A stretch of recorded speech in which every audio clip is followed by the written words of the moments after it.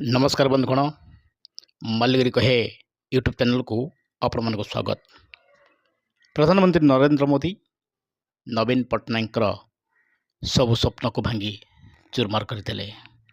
नवीन पट्टनायक भाभी 24 वर्ष से ओडिशार मुख्यमंत्री रहिबा परे तांको पाखरे अर्थबल धनबल एवं प्रशासनिक चाप माध्यम से पुनर्बार निश्चिंत भाव में आउ थे मुख्यमंत्री होउछंती। भारतर जो सर्वाधिक समय मुख्यमंत्री हेबार रेकर्ड तांको नाम ही आसुछि, मात्र ताकू प्रधानमंत्री नरेंद्र मोदी भांगी चूरमार करदेले।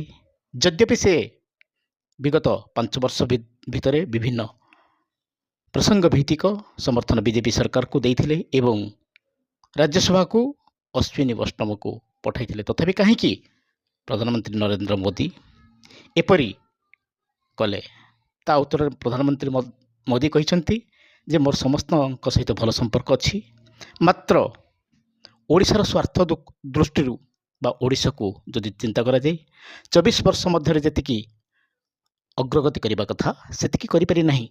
तेणु ओडिशार स्वार्थ को आग प्राथमिकता दे मु मोर बंधुत्व को जलांजलि देवा पई प्रस्तुत अच्छी। एवं जेपरी भाव में लोक माने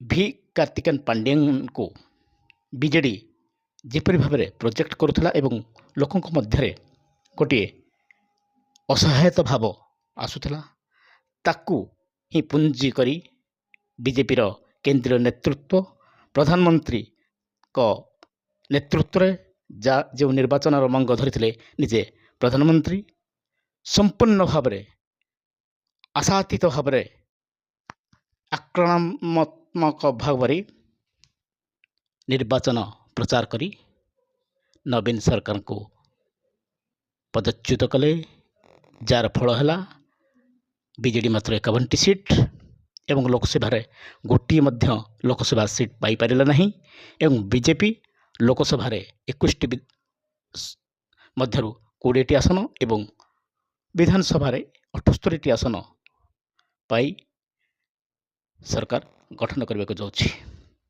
एई निर्वाचन एक नूतन संदेश देछि जे लोके बारंबार गोटे सरकार न चाही परिवर्तन करने पाई